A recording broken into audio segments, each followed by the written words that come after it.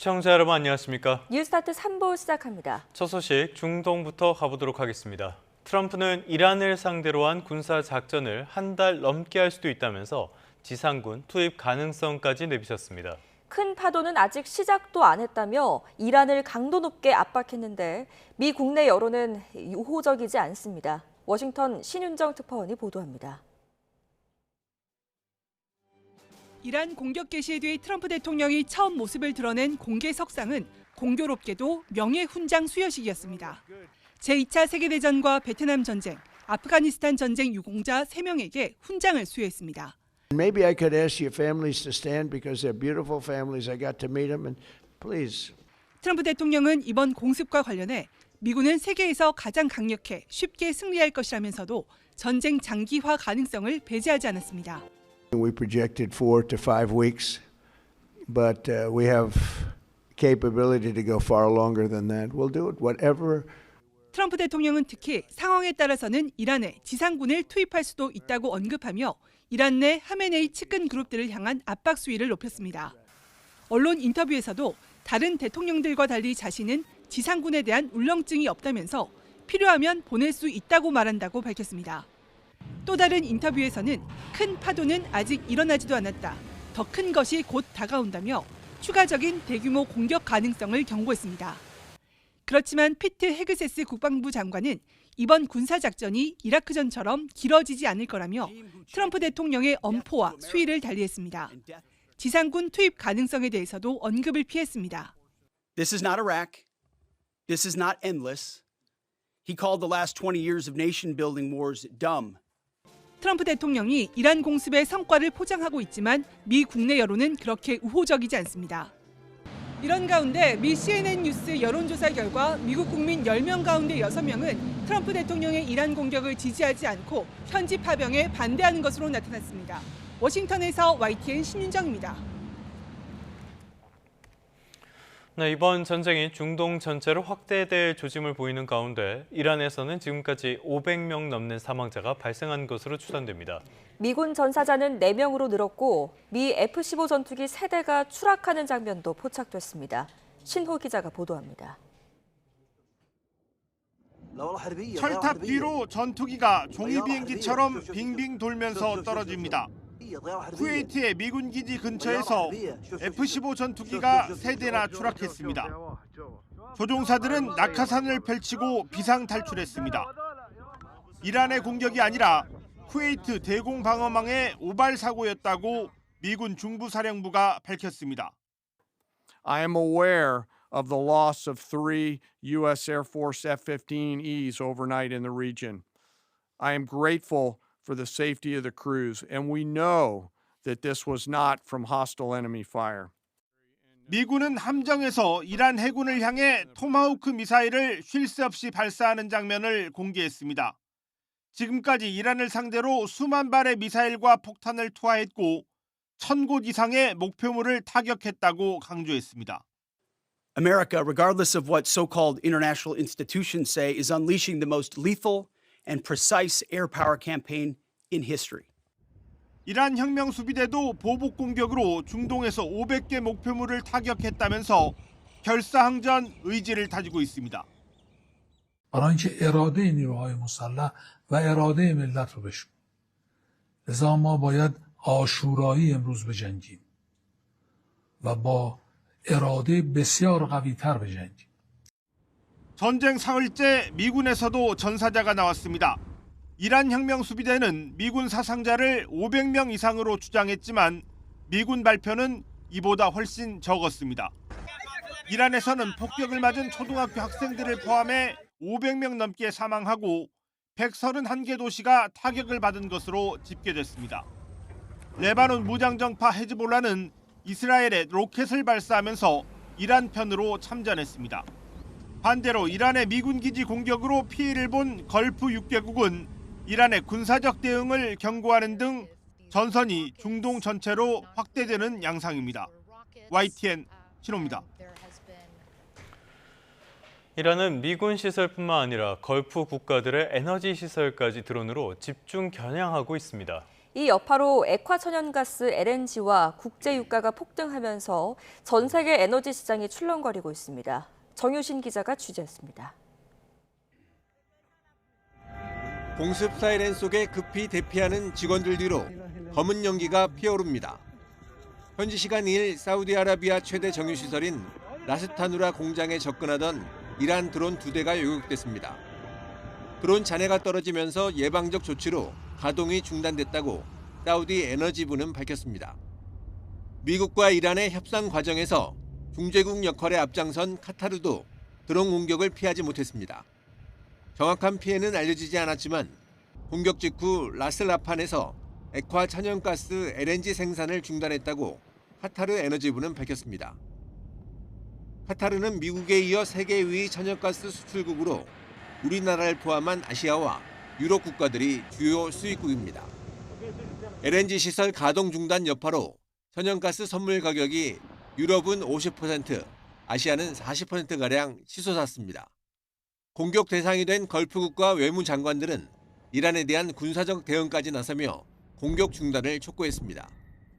카타르 공군은 이란에서 접근하던 수호이 24 전투기 2대를 격추하고 탄도미사일 5기와 드론 7기를 요격했다고 발표했습니다. Failed, but this is a clear sign that the targeting is not only towards military infrastructure, it's targeting also civilian and commercial infrastructure. 이란의 이례적인 걸프국가 공격에 대해 글로벌 충격 효과를 극대화하기 위한 전략이란 해석도 나옵니다. But if it is sustained for a longer period of time, then that feeds into our energy bills, it feeds into our petrol prices, it feeds into inflation, it feeds into all of these different parts of the economy. 이란이 호르무즈 해협 봉쇄에 나서며 브렌트유는 장중 13% 폭등하며 배럴당 $80를 돌파했고 서부 텍사스산 원유는 6.3% 급등하며 $71에 거래됐습니다. 중동 혼란이 장기화되고 에너지 시설 추가 피격에 따라 $100를 넘을 경우 세계 경제에 큰 부담으로 작용할 전망입니다. YTN 정유신입니다. 이란 최정예 부대인 혁명수비대가 호르무즈 해협 통과를 시도하는 선박에 대한 공격을 예고했습니다. 혁명수비대 사령관의 보좌관인 에브라힘 자바리 소장은 현지 시간 2일 이란 반관영 ISNA 통신을 통해 우리는 호르무즈 해협을 통과하려는 모든 선박을 불태울 것이라고 말했다고 타스 통신이 전했습니다. 자바리 소장은 이 지역에서 단 한 방울의 석유도 빠져나가지 못하게 할 것이라고 말했습니다. 혁명수비대는 미국과 이스라엘이 이란을 공격한 직후 호르무즈 해협 봉쇄에 나선 상태입니다.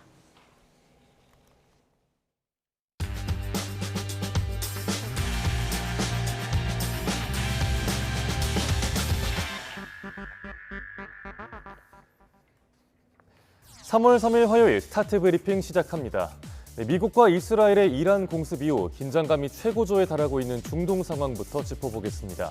미군은 이번 군사작전 개시 이후 24시간 동안 1000여 곳을 타격을 했는데요. 미군이 사용한 주요 전략 자산을 경향신문이 정리했습니다. 우선 작년에 뉴스에서 많이 들어보셨을 B-2 스텔스 폭격기가 있습니다. 벙커버스터를 실을 수 있는 유일한 군용기이자 작년 6월 이란 핵시설 공습 때 쓰였던 바로 그 폭격기입니다. F-16과 F-18, F-22 전투기를 비롯해 핵 추진 항공모함도 동원했고요. 자폭 드론도 실전에 처음으로 배치했습니다. 그 외 수많은 군 자산의 사이버 공격까지 그야말로 육해공 전략 자산을 대규모로 동원한 겁니다. 또 내용을 밝힐 수 없는 특수 능력을 사용했다고도 했습니다. 지상 전력으로는 신형 정밀 타격 미사일이 처음 전쟁에 사용됐습니다. 트럼프 대통령은 이번 군사작전이 한 달도 넘게 가능하다면서 지상군 투입 가능성까지 내비친 상황입니다. 이에 이란은 중동 전역에 무차별 보복을 퍼붓고 있습니다. 이스라엘 본토와 각국 미군 기지는 물론 정유시설과 공항까지 타격하고 있는데요. 이란이 왜 이런 물귀신 작전을 펴는 건지 조선일보가 자세하게 분석했습니다. 이란은 군사시설만 겨냥했다고 주장하지만 중동 전역의 공항과 호텔, 주거단지에서도 피해가 발생했습니다. 사우디 국영 아람코의 정유시설도 일부 가동이 멈췄고요. 이웃 이슬람 국가들의 경제 생명줄을 마비시켜서 미국과 이스라엘을 압박하는 걸로 풀이됩니다. 이스라엘을 정면으로 겨냥하기보단 주변국을 가랑비처럼 타격하면서 동맹의 균열을 노리겠다는 겁니다. 즉, 이웃들의 고통을 점진적으로 키워서 미국이 전쟁을 빨리 끝내도록 하겠다는 계산이죠. 또 이란은 구형 미사일과 저가 드론을 집중 투입하고 있는데요. 상대 방공망을 소진시킨 다음에 신형 미사일로 대량 보복에 나설 수 있다는 관측도 나옵니다. 이란에 분노한 걸브국들은 군사 보복을 검토하고 있는데요. 초유의 중동 대전이 발발하진 않을지 우려가 커지고 있습니다. 이렇게 국제 정세가 요동치면서 3월에 호성적을 기대하던 우리 경제는 불확실성이 커졌습니다. 유가, 환율 관세까지 3대 악재에 직면했다는 내용을 중앙일보가 다뤘습니다. 이란이 호르무즈 해협 봉쇄에 나서면서 국제 유가는 급등했습니다. 만약 충돌이 길어진다면 원유의 70% 이상을 중동에서 수입하는 우리로선 직격탄입니다. 이런 가운데 금과 달러 같은 안전자산이 강세를 보이면서 환율 변동성이 커질 가능성도 높아졌습니다. 고유가, 고환율 리스크에 트럼프발 보복 관세로 통상 환경마저 안개 속입니다. 모처럼 경기 회복 신호가 나타나던 우리 입장으로선 타이밍이 참 아쉬운데요. 반도체로 수출이 늘고 소비도 회복될 조짐을 보이고 있었거든요. 올해 2%대 반등을 노리고 있고 세수도 약 10조 원이 더 거칠 거로 전망이 되는데 중동발 변수가 터진 겁니다. 이란 사태 관련 내용은 잠시 후에 전문가와 자세히 다뤄드릴 예정입니다. 네, 끝으로 볼 기사는 새학기가 시작되는 대학가에서 숙소 전쟁이 벌어지고 있다는 내용인데요. 한국 학생들 사이에서 역차별이라면서 반발이 나온다고 하는데 어떤 상황인지 보겠습니다. 상당수의 대학이 외국인 학생 유치를 위해 유학생들에게 기숙사 우선 입주권을 줍니다. 기숙사 배정에서 밀려난 학생들이 쏟아지면서 학교 인근 원룸 쟁탈전이 벌어지는 거죠. 이 과정에서 월세가 올라가면서 한국 학생들이 외곽으로 밀려나기도 합니다. 작년 12월 기준 외국인 유학생은 31만 명이고 절반 이상이 수도권에 몰려 있습니다. 그런데 수도권 대학의 기숙사 수용률은 단 10%대에 그칩니다. 유학생들 사이에서도 방 구하기 전쟁이 일상입니다. 기숙사와 자취방 모두에서 밀려난 한국 학생이 늘면서 유학생에 대한 불만도 커지고 있다고 하네요. 일부 대학은 학교 밖 주거시설을 임대 기숙사로 활용하기도 하지만 기숙사 부족 문제를 해결하기엔 역부족인 상황입니다. 3월 3일 아침 신문 살펴봤습니다. 지금까지 스타트 브리핑이었습니다.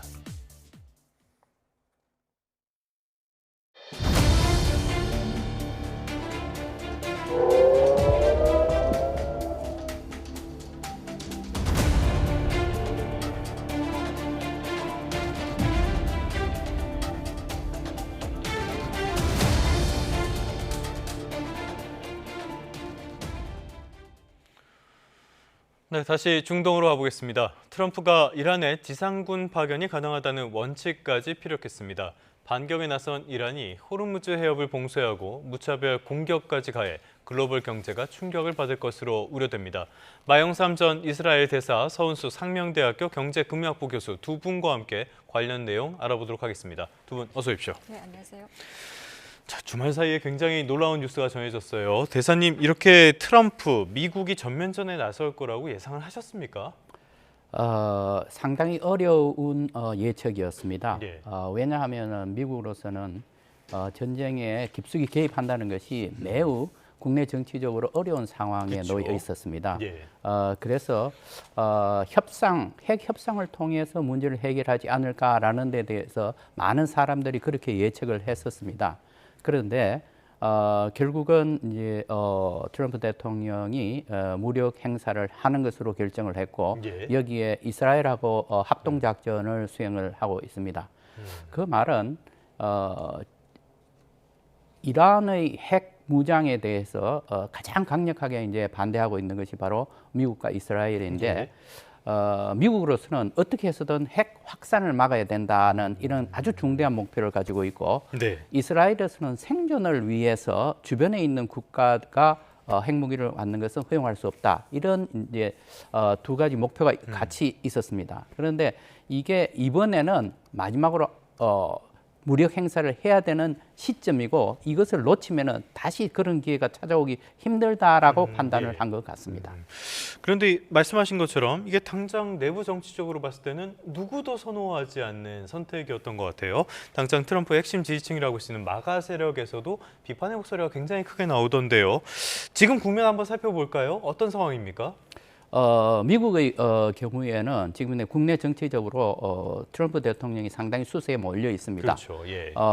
지금 당장에서 지금 관세 문제 때문에 대법원 판결이 불리하게 나왔고 그리고 앱스타인 사건도 있고 그리고 이민자 문제에 대해서 가혹하게 처벌하는 것이 아니냐라는 이런 지적이 많습니다. 그래서 난리가 났죠. 예, 그렇습니다. 지금 현재 지지율이 상당히 낮아지고 있는데 그렇다고 보면은 지금 현재 이번에 이런 사태가 과연 트럼프 대통령한테 국내 정치적으로 유리한 것이냐 불리할 것이냐.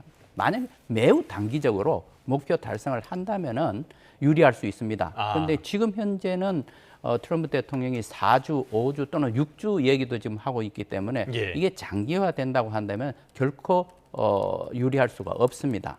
한편 이스라엘 측을 본다면은 네타냐후 총리로서는 어떻게 해서든지 이 전쟁을 수행을 하면서 목표 달성을 한다면은 국내 정치적으로 인기가 높아지지 않을까 그렇게 기대를 하고 있습니다. 말씀하신 것처럼 네타냐후 총리 같은 경우는 지금 국내 내부 정치적으로는 굉장히 궁지에 몰려 있는 상황이잖아요. 네. 그래서 뭐 정부 붕괴라든지 이런 것들도 시나리오로 거론이 됐었는데 이걸 통해서 어떻게 생명을 더 연장할 수 있게 됐다고 보시는 겁니까? 그런 측면이 있습니다. 네. 지금 현재 이스라엘 정국을 보면은 10월 말에 이제 정기 총선을 하기로 되어 있습니다. 그 총선에서 네타냐후 총리가 과연 재집권을 할 수 있느냐 이 문제에 대해서는 현재까지의 상황에서는 상당히 어렵다는 이런 예측이 많았습니다. 그런데 이번에 이란에 대한 이 공격, 미국하고 합동 이 작전이 지금 초반에는 상당한 성공을 거두고 있는 것으로 보입니다. 그렇게 되니까 이스라엘의 국내 여론도 지금 네타냐후 총리에 대한 지지로 많이 기울고 있습니다. 그래서 이러한 모멘텀을 그대로 유지해 나가는 것이 네타냐후 총리한테는 유리하다고 판단할 가능성이 높습니다. 어떻게 보면은 터커 칼슨 같은 마가 스피커까지 지금 반발하고 있는 상황에서 네타냐후만 환영할 만한 그런 결과가 아닌가 싶기는 해요. 정치 천재라는 말은 괜히 듣는 게 아닌 것 같습니다. 자, 이렇게 여러 가지 여파들이 나오고 있는데 우리한테 관심이 가는 거는 역시 경제적인 여파가 아닐까 싶어요. 이 국면에서 가장 많이 언급이 되는 게 호르무즈 해협이란 말이죠. 호르무즈 해협, 경제적으로 어떤 의미가 있길래 이렇게까지 자주 거론이 되는 겁니까? 이게 지금 우리가 보면은 우리나라의 경우에는 수입 원유의 약 70% 정도가 중동에서 들어오는데요. 이 물량의 대부분이 호르무즈 해협을 통해서 통과가 되고요. 해협이 이제 실제로 봉쇄될 경우에 그 파급 효과가 굉장히 클 것으로 예상을 하고 있습니다. 왜냐하면은 호르무즈 해협은 전 세계 해상 원유 거래량이 약 20%, 약 2,100만 배럴이 통과하는 에너지의 대동맥이다라고 우리가 평가를 하고 있는 거거든요. 그러니까 거기가 봉쇄됐을 경우에는 사실 국제 유가가 굉장히 급등할 것으로 우리가 예상을 할 수가 있겠죠. 알겠습니다. 조금 전에 말씀해 주신 것처럼 호르무즈 해협이라는 곳이 이 원유의 수출로서 굉장히 중요하게 역할을 하는데 이번에 보면은 후티 반군까지 참전을 했잖아요. 그렇다면 홍해로 돌아오거나 이런 경로까지도 문제가 생길 수 있다고 봐야 되는 겁니까? 충분히 가능성이 있습니다. 지금 이제 호르무즈 해협이 가장 지금 현재 뜨거운 감자로 나타난 것이고 만약의 경우 후티 반군이 여기에 홍해에 지금 현재 입구에 지금 현재 위치해 있습니다. 여기서도 홍해 그리고 수에즈 운하 이를 관통하는 이 항로를 차단하거나 봉쇄할 가능성이 있습니다. 그렇게 된다면은 우리의 이제 선박 같은 경우에도 그 수에즈 운하를 통해서 유럽으로 수출 물량이 나가고 있는데 그게 안 된다고 하면은 결국은 아프리카 남단을 우회해야 되는 것입니다. 그러면은 약 6,000km 정도를 더 멀어지는 겁니다. 그런데 국제 해운 회사들이 장기 계약에 따라서 물량을 이동시키고 있습니다. 거의 자기들의 가지고 있는 가용 선박을 풀리 가동하고 있습니다. 그런데 이게 지금 추가적인 이렇게 수요가 발생을 하면은 이 원가가 굉장히 높아지는 겁니다. 그래서 우리로서도 그리고 전 세계에 지금 굉장히 예의주시하고 있는 것이 바로 이런 측면이 되겠습니다. 알겠습니다.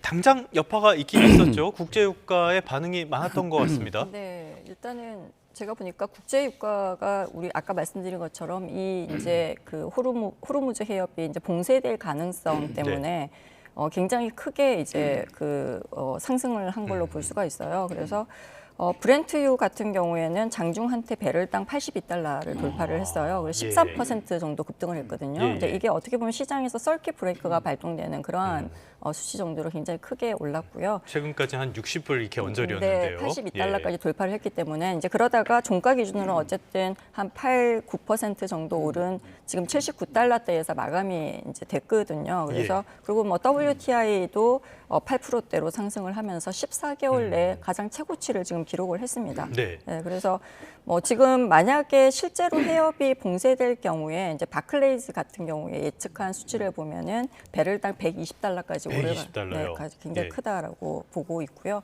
뭐 우리나라 같은 경우에는 정부가 원유와 석유 제품 208일분을 지금 비축을 하고 있다라고 발표를 했거든요. 그러니까 IEA 기준으로 해서 보통은 90일을 훨씬 상회하는 수준으로 하고 있지만 이제 사태가 장기화되는 경우에 이 비축 물량으로는 충분하지 않다라고 하는 우려가 지금 제기가 되고 있는 상태입니다. 이미 당장 주유소에서 판매하는 기름값은 올랐더라고요. 참 이런 거는 실시간으로 빠르게 반영이 되는 것 같습니다.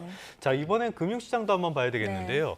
금융시장 간밤에 유럽 증시는 꽤 많이 조정을 받았는데요. 막상 뉴욕 증시는 반응이 무덤덤했던 것 같아요. 그러니까 이제 사실 처음에 그 장 초반에는 유가 급등하고 그다음에 전쟁 이제 충격으로 낙폭이 굉장히 크게 나타나긴 했습니다. 근데 이제 그러면서 방산하고 에너지주 중심으로 이제 저가 매수세가 좀 유입이 되면서 떨어진 낙폭을 일부 그 회복한 그러한 성향을 보이고 어떻게 보면 뉴욕 증시는 잘 버텼다라고 우리가 이제 해석을 하죠. 그래서 그럼에도 불구하고 3대 지수 우리 뭐 다 아시다시피 다우존스, S&P 500 그다음에 나스닥은 다 하락 마감을 하긴 했습니다. 근데 예상했던 것보다 크게 이제 낙폭한 부분을 많이 이제 회복했다라고 우리가 얘기를 하고 있고요. 근데 중요한 거는 이런 시장에서는 공포 심리를 나타내는 변동성 지수라고 부르는 빅스 지수가 있거든요. 이 빅스 지수가 6% 이상, 7% 가까이 급등을 했어요. 그래서 올해 최고 수준으로 이제 근접을 했거든요. 그래서 그런 부분들을 좀 우리가 예의주시해서 봐야 될 필요가 있을 것 같고요. 이 증시 말고 이제 금하고 비트코인도 우리가 한번 볼 필요가 있는데 금 같은 경우에는 사실 이란 공습 이전 수준인 27일 종가 대비 약 3.5% 정도 상승을 했어요. 아무래도 안전자산에 대한 수요가 굉장히 크다 보니까 이건 많이 올랐고요. 5,280에서 5,350달러 수준으로 지금 형성이 된 걸로 좀 보여주고 있고요. 재밌는 추이는 비트코인인 것 같습니다. 그래서 공습 소식이 전해진 주말에 약 6만 3천 달러대, 약 4.5%까지 급락을 했거든요. 근데 그러다가 월요일 장중에 6만 8,600달러, 9% 이상 비트코인이 다시 반등을 했단 말이에요. 이게 이제 아무래도 전쟁은 이제 인플레이션을 좀 야기하고 있고 그다음에 인플레이션이 이제 비트코인의 상승 재료라는 거를 좀 인식이 확산이 되면서 이렇게 좀 많이 영향을 미친 것으로 보입니다. 말씀하신 것처럼 간밤에 유럽 증시는 조정을 받았지만 뉴욕 증시는 나스닥과 S&P는 오르고 다우는 하락하는 혼조세 정도로 마감이 됐고요. 우리 경제에 미칠 여파도 살펴봐야 되겠는데 당장 생각나는 거는 이렇게 안전자산 선호 심리 말씀하신 것처럼 그런 것들이 강조가 된다면은 환율이 오르지 않겠습니까? 환율 당연히 굉장히 달러 강세가 굉장히 강하고요. 우리가 이제 엔화를 한번 그러니까 사실 어떻게 보면은 방금 얘기한 것처럼 미국의 증시는 굉장히 혼조세로 잘 버텼다라고 하는데 오히려 유럽과 그 일본, 그러니까 아시아 증시가 굉장히 많이 좀 출렁였다라고 볼 수가 있거든요. 니케이가 한때 뭐 2% 넘게 빠지기도 했었죠. 특히 이제 일본 같은 경우에 엔화, 우리도 마찬가지로 우리도 원유가 굉장히 중요한 그 원자재 중에 하나잖아요. 그러다 보니까 무역 수지 악화를 가지고 올 수가 있고. 그렇게 돼서 우리나라 원화는 오히려 약세를 갖고 가고 안전자산인 달러는 수요가 훨씬 더 크다 보니까 달러는 강세의 흐름을 갖고 갈 수밖에 없는 상황인데 유럽에는 사실 증시가 굉장히 크게 출렁이었어요. 이제 이유가 어떻게 보면은 영국, 프랑스, 독일이 그 이란 핵 협상에서 적극적으로 직접 당사자였거든요. 그러다 보니까 좀 영향을 좀 많이 받은 것 같고요. 그다음에 이미 러시아 우크라이나 전쟁으로 인해서 에너지 충격을 받은 기억이 시장에 남아 있어요. 근데 그러다 보니까 여기는 조금 더 영향을 좀 많이 받은 걸로 나타나고 있고요. 그러니까 일본도 엔화가 굉장히 약세를 보였습니다. 그래서 이게 일본도 원유, 그러니까 석유에 대한 의존도가 굉장히 높은 나라거든요. 그러다 보니까 당연히 이제 이 원유 가격이 올라감으로 인해 가지고 뭐 소비 위축이나 기업 가치가 하락할 것을 좀 예측을 해가지고 그 무역 수지 적자를 우리가 다 예상할 수 있기 때문에 엔화는 계속 약세가 될 거고 달러가 강세가 될 거라서 우리랑 동일한 분위기입니다. 그래서 그 달러 강세, 엔화 약세, 우리나라 원화도 계속 약세를 좀 보일 걸로 보이고 있고요. 지금 좀 원달러 환율이 좀 안정화되고 있었잖아요. 사실 그렇죠. 어떻게 보면은. 예. 근데 여기에 이제 이 이슈가 굉장히 찬물을 끼얹는 그러한 상황이 되는 거죠. 그러니까 원유 가격의 상승은 어떻게 보면은 소비재 가격의 상승으로 전부 다 예. 연결될 수 있고 인플레이션으로 연결될 수 있는 또 부분이 물가네요. 있기 때문에 예. 물가에 연결될 수 있는 부분이 있기 때문에 굉장히 좀 우리가 예의주시해서 봐야 되는 데이터들이다라고 생각을 할 수가 있겠습니다. 알겠습니다. 여러 가지 경제적인 여파 살펴봤고요. 다시 이란 쪽으로 시선을 돌려보도록 하겠습니다.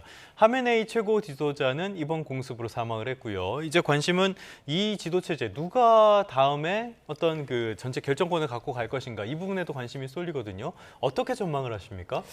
네, 지금 이란 측에서는 빠른 시일 내에 후계자가 선출될 것이다라고 했습니다. 지금 앞으로의 절차를 보면은 88명의 전문가위원회라는 게 있습니다. 거기서 이제 선출을 하게 되는데 네. 지금 이제 보통 한 4사람 정도의 이 후보자가 거론이 되고 있습니다. 한 사람은 지금 하메네이 최고 지도자의 차남 모스타파 하메네이가 될 것이고 또 한 사람은 하산 호메이니라고 옛날에 호메이니 최고 지도자의 손자입니다. 이 사람이 거론이 되고 있고 그리고 지금 현재 최고 국가안보회의 사무총장인 라리자니가 지금 현재 거론이 되고 있는데 이런 사람들 중에서 과연 실권을 쥐고 있는 이슬람 혁명 수비대가 누구를 지지하느냐 하는 것이 아마 가장 중요한 요소가 될 것 같습니다. 그런데 지금 현재 이렇게 거론했는 사람들 중에서 가장 강경하다고 생각되는 사람은 그 하메네이의 차남 모스다파가 될 것 같고 나머지 두 사람은 조금 이 개혁파, 온건파라고 얘기를 하고 있습니다. 긍정적인 측면에서는 이게 권력 이양기에서 순조롭게 권력 이양이 될 수 있겠구나라는 측면이 있는데 또 한편으로서는 이슬람 혁명 수비대는 상당히 강경 노선을 채택할 가능성이 있습니다. 그래서 과연 누구를 옹립할 것인가 하는 것은 조금 지켜볼 필요가 있습니다. 자, 근데 말씀하신 것처럼요. 지금 후보로 거론되는 사람들을 보면은 미국이 원하는 대로 친서방적으로 어떤 유화적인 메시지를 내는 사람들보다는 약간 강경한 목소리를 내는 사람들이 더 많은 것 같아요. 그렇다면은 미국의 계산대로는 안 될 가능성이 큰 거 아닙니까? 그런 예상이 저는 충분히 타당하다고 봅니다. 그런데 이런 상황에서 우리가 한 가지 살펴봐야 될 것은 지금 이란으로서는 굉장히 벼랑 끝에 몰려 있습니다. 그리고 많은 피해를 입었습니다. 많은 희생자가 나타났습니다. 여기에 과연 이런 혼란스러운 상황에서 온건파, 개혁파, 미국과 보조를 맞출 수 있는 이런 사람이 등장할 가능성이 있겠느냐? 그 가능성보다는 오히려 저는 강경파들이 주도하는 그런 정국으로 이끌어갈 가능성이 더 크다고 생각이 됩니다. 알겠습니다. 그렇다면 미국 입장에서는 썩 좋은 그림은 아닐 것 같은데 트럼프가 간밤에는 지상군을 투입할 수 있다라는 이야기까지 했어요. 지금까지는 그래도 지상군까지 가능성은 그렇게 크지 않지 않겠냐라고 봤었는데 실제로 지상군까지 가서 더 이 상황이 확산될 가능성, 대사님은 어떻게 전망하십니까? 저는 그 가능성도 있지만은 그렇게 크지 않다고 생각을 합니다. 왜냐하면은 지상군을 개입시키기 위해서는 준비 과정이 굉장히 클 겁니다. 그런 길어지는 이 과정에서 전쟁을 종료시키지도 못하고 계속 질질 끌어갈 것인데 그것은 그야말로 미국의 국내 정치에서 볼 때 굉장히 트럼프 대통령한테 불리한 상황이 될 것입니다. 중간 선거가 7, 8개월 정도 남았으니까요. 네, 그렇습니다. 그리고 지금 현 상황에서도 지지하는 사람이 이번 공격을 지지하는 사람이 27%밖에 되지 않습니다. 따라서 트럼프 대통령으로서는 어떤 경우든 간에 이 전쟁을 빨리 끝내야 되겠다. 비록 자신이 4 내지 6주라고 얘기했지만 가능하다면 그 전에 끝내기 위해서 노력을 할 것으로 보입니다. 그래서 일각에서는 3월 말까지 해결이 안 되면은 트럼프가 굉장히 어려워질 것이다라는 전망까지 하고 있는데요. 자, 여러 가지 측면에서 우리로서도 불확실성이 커졌다고밖에 볼 수가 없습니다. 지금 앞서서 언급을 해준 것처럼 원달러 환율이라든지 유가라든지 다 직접 우리에게 충격이 되는 내용들인데 우리 정부가 관계기관 합동 비상대응반이라는 거를 가동을 한다고 해요. 금융위가 100조 원 플러스 알파의 시장 안정 프로그램을 내놓겠다. 실효성이 있을까요? 이제 금융위원회의 100 플러스 알파 시장 안정 프로그램은 예. 구체적으로 좀 보면은 채권 단기자금 시장 안정 자금 최대 37조 6천억 원, 그다음에 부동산 PF 연착륙 지원 최대 61조 원 정도가 지금 구성되어 있는 걸로 보여지는데요. 예. 그러니까 실효성 평가를 한번 해보면은 이 프로그램은 사실 목적 자체가 금융시장의 유동성이 경색이 되고 그다음에 패닉셀 방어하기 위해서 만든 프로그램이거든요. 근데 그런 데는 굉장히 효과적이라고 볼 수가 있어요. 실제로 우리 2020년 코로나 위기라던가 아니면 2022년 레고랜드 사태나 이럴 때 유사한 기제가 작동해서 시장 안정에 기여한 바가 있거든요. 예. 근데 다만 이제 한계도 좀 존재를 합니다. 왜냐하면은 이 프로그램은 방금 말씀드린 것처럼 금융시장의 패닉을 진정시키기 위한 프로그램이다라고 봐야 되겠죠. 그래서 유가가 $100 이상으로 올라가면서 실물 경제에 충격을 줬을 때 직접 막기에는 좀 한계가 있다라고 봐야 되겠죠. 그래서 에너지 비용이 상승하면서 무역 수지 악화가 되고 기업 실적이 하락하는 이러한 기저로 이렇게 연결될 분위기에서는 실제 실물 경제 충격에는 좀 다른 프로그램들이 적용이 되는 게 맞거든요. 그래서 재정이나 산업 대응이 병행돼야 실효성이 좀 온전히 발휘된다라고 우리가 말씀드릴 수가 있을 것 같습니다. 금융시장의 패닉 가능성을 언급을 해주셨는데요. 역시 우리 증시도 전망을 해보지 않을 수가 없겠습니다. 앞서서 뉴욕 증시가 많이 유럽 증시가 많이 조정을 받았고 뉴욕은 나름대로 선방을 했다라는 소식도 전해드렸는데 우리 증시 지금은 하락할 어떤 계기 같은 것들 한번 조정을 받아야 되는 것이 아니냐 이런 전망도 나오거든요. 어떻게 이 이슈가 있기 전에 사실 우리가 일단 이제 최근에 6천을 넘어가면서 굉장히 상승세가 강하게 가는 분위기를 갖고 갔잖아요. 근데 이제 이번 사태가 어떻게 보면 굉장히 중요한 분기점으로 해석이 될 수 있다라고 시장은 보고 있는 것 같아요. 그래서 그러니까 단기냐 장기냐에 따라 좀 다를 것 같아요. 사실 어떻게 보면 단기 충격이다라고 본다면 그냥 샥으로 본다면은 이게 코스피가 조금 조정 후에 다시 6천으로 올라갈 수도 있는데 사실 방금 조금 전에 우리가 검토한 것처럼 해협이 이제 봉쇄가 된다던가 그래서 석유 가격이 굉장히 높게 올라가서 그러니까 펀더멘탈이 좀 어느 정도 개선이 돼야 되는 분위기에서 이게 개선되지 못하는 상황으로 간다. 왜냐하면 한국은행이 경제 성장 2월 말에 발표했을 때 예상 발표했을 때 2%대로 발표한 배경에는 석유 원유 가격이 안정화됐을 때거든요. 근데 이제 원유 가격이 $100 이상이 올라가고 이렇게 되면은 사실 펀더멘탈도 굉장히 안 좋아지는 거잖아요. 경기 침체에 같이 가기 때문에. 그렇게 되면 6천 지지선 붕괴가 될 수도 있고 극단적인 경우에는 5,500선 이하도 예측하는 그러한 증거사도 나타나는 것 같아요. 그래서 어떻게 보면 이럴 때 이제 투자자들이 굉장히 유의해야 되는 상황들이 좀 있죠. 그래서 6,000선이 어떻게 보면 핵심 지지선이라는 거를 잘 이해를 하시고 이 선 이탈 여부를 예의주시해서 보셔야 될 것 같고요. 두 번째는 외국인 수급도 좀 봐야 됩니다. 사실 2월 한 달 동안에 지금 코스피 시장에서 13조 4천억 원 정도가 지금 이미 빠져나갔어요. 순매도를 했거든요. 그래서 환율이 1,500원 이상으로 만약에 원달러 환율이 올라가서 1,500원 이상이 되면은 아마 추가 이탈 압력으로 갈 가능성이 굉장히 크고요. 근데 이제 그럼에도 불구하고 이게 우리가 패닉셀이라고 부르죠. 너무 시장의 변동성이 커서 내가 손실을 볼 가능성이 클 때 무조건 파는 거. 이걸 패닉셀이라고 부르는데 이거는 좀 피해야 됩니다. 또 그래서 무분별하게 또 저가 매수하는 것도 좀 예의주시를 해야 되고요. 지금은 이제 시장을 좀 예의주시하면서 관망해야 되는 그러한 상황이다라는 거를 말씀드리고 싶습니다. 알겠습니다. 그래서 레버리지 같은 상품을 하지 말라고 말씀을 드리기도 하는 건데요. 자, 지금까지 서 교수님께서 말씀하셨던 내용 중에 핵심은 역시 호르무즈 해협의 봉쇄 가능성, 이게 장기화될 가능성을 말씀을 해주시는 건데요. 지금까지 이란이 호르무즈 해협을 직접 봉쇄한 적은 없지 않습니까? 이번에는 봉쇄 얘기하긴 했는데 지금 상황은 어떻고 앞으로 정말 이거를 봉쇄가 길어질 가능성, 대사님은 어떻게 전망하십니까? 봉쇄라고 하는 것은 사실상 물리적으로 그렇게 어렵지가 않습니다. 그 호르무즈 해협의 가장 좁은 폭이 33km입니다. 그밖에 안 됩니까? 네. 예. 그리고 거기에 어뢰를 설치를 한다든가 또는 폐 유조선을 거기에 갖다 놓게 되면은 물리적으로 이게 봉쇄가 가능합니다. 그런데 봉쇄를 하는 경우에 지금 현재 산유국들에서 걸프 산유국에서 나오는 물량 이 전체를 합치면은 약 20% 그리고 가스가 30% 됩니다. 뿐만 아니라 지금 이란이 비밀리에 석유 거래를 한다고 그렇게 알려져 있습니다. 그렇죠. 예, 예. 그 물량도 바로 호르무즈 해협을 통해서 나와야 되는 것입니다. 그렇게 된다면 호르무즈 해협을 봉쇄를 하는 경우에 이란의 경제도 상당히 큰 타격을 입힐 것입니다. 예. 따라서 자살 행위 같은 건 안 할 거다라고 그렇게들 예상들을 하고 있습니다. 근데 이거는 합리적인 추론입니다. 그런데 문제가 뭐냐 하면은 지금 현재 이란 내에서 일어나고 있는 정책 결정 과정이 굉장히 합리적으로 돌아가느냐 하는 문제를 따져봐야 될 것입니다.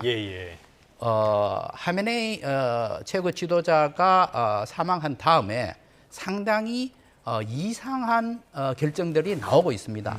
예를 들어서 지금 현재 이란이 인근 국가에 대해서 걸프 국가에 대해서 무차별 공격을 하고 있는 겁니다. 예. 그것이 과연 누구의 결정이었나, 어떤 결정 과정을 거쳐서 했는 것이냐 하는 문제에 대해서는 많은 사람들이 의아해하고 있습니다. 그렇다면은 그 결정 과정에서 호르무즈 해협에 대해서도 합리적인 결정을 못할 가능성이 있다. 그렇다면 진짜 봉쇄 조치로 들어갈 가능성도 있다는 것에 대해서도 그 가능성에 문을 열어놔야 될 것 같습니다.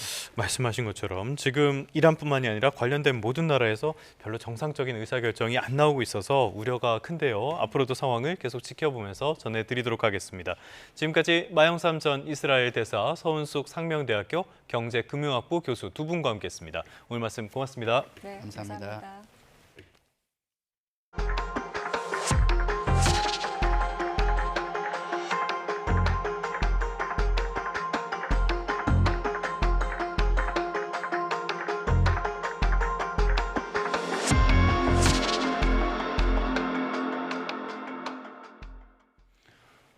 네, 다음 소식입니다. 1억 원 공천 헌금 의혹을 받는 강선우 의원 그리고 김경전 서울시 의원이 오늘 구속영장 심사를 받습니다. 서울중앙지방법원은 오늘 오후 2시 반 정치자금법 위반 혐의를 받는 강선우 의원에 대한 구속 전 피의자 신문을 진행합니다. 앞서 오전 10시에는 김경전 시의원에 대한 심사가 먼저 열립니다. 강 의원과 김 전 시의원은 지난 2022년 지방선거를 앞두고 공천을 대가로 1억 원을 주고받은 혐의를 받고 있습니다.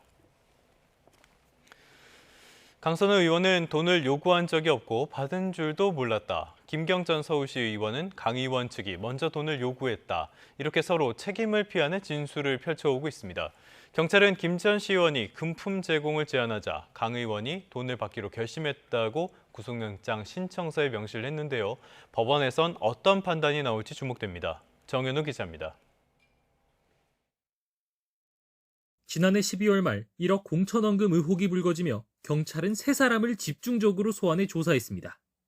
강선우 의원과 김경전 서울시의원, 그리고 강 의원의 전 사무국장 남모 씨로 이들은 각자 자신에게 유리한 진술을 펼쳐왔습니다. 우선 강 의원은 지난 2022년 1월 용산에 있는 호텔에서 만난 김 전 시의원이 먼저 쇼핑백을 건넸고 1억 원이 있는 줄 모르고 집에 가방을 뒀다가 3달 뒤에야 알게 돼 남 씨에게 반환을 지시했다는 설명입니다. 반면 김 전 시의원은 공천헌금을 먼저 제안한 건 강 의원 측이라고 진술한 상황입니다. 남 씨가 한 장을 요구했고 이에 따라 1억 원을 직접 강 의원에게 줬다고 주장한 것으로 확인됐습니다. 그러나 남 씨는 자신은 쇼핑백을 차에 실었을 뿐이고 강 의원이 1억 원을 받아 전세 자금에 쓴 것으로 안다고 진술한 것으로 전해졌습니다. 이렇게 서로를 겨눈 책임 공방은 과열되며 수사기관 밖에선 여론전도 이어졌습니다. 의례적으로 건네진 선물은 의미 없이 무심한 습관에 잊혀졌습니다. 1억 반환 이후 구청장이 목표였던 상대는 더 집요해졌습니다.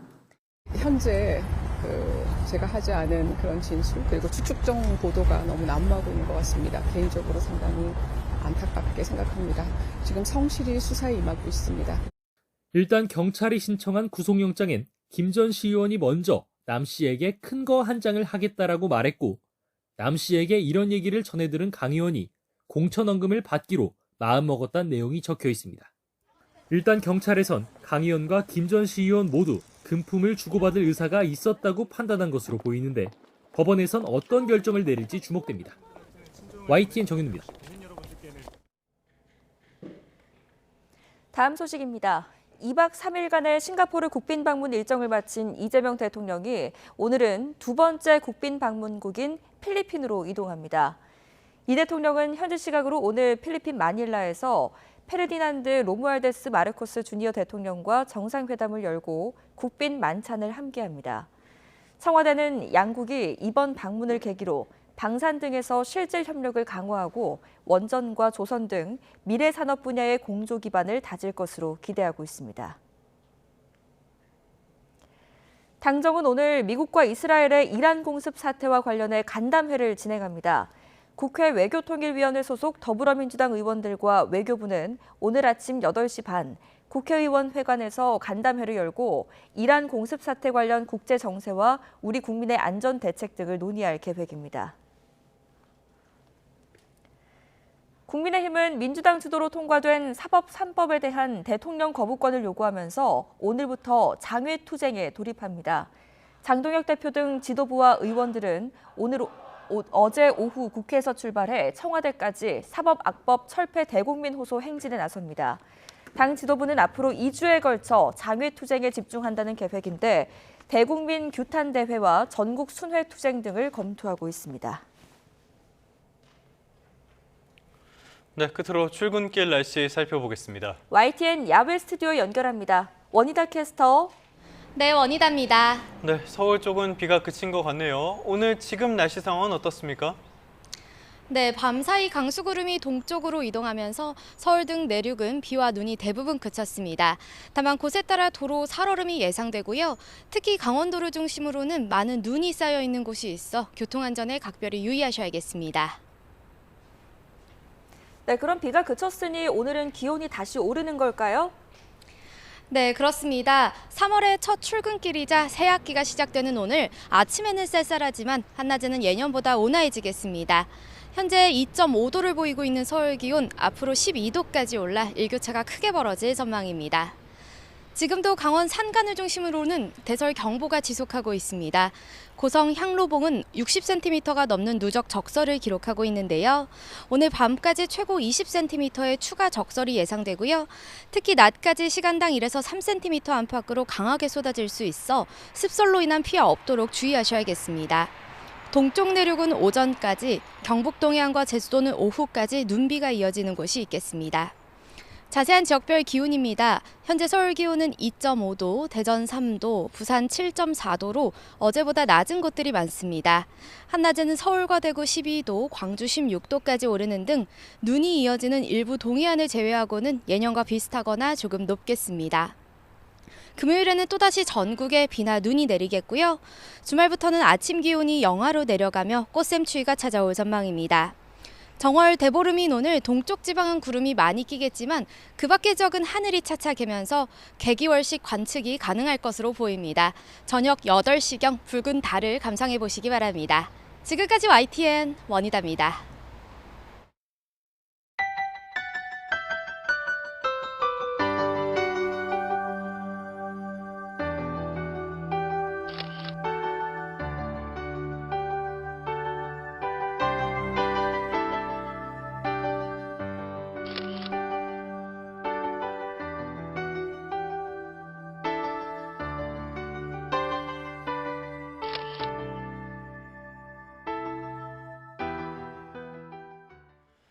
네, 3월 3일 YTN 뉴스타트 모두 마무리하겠습니다. 오늘 아침도 저희와 함께해 주셔서 고맙습니다.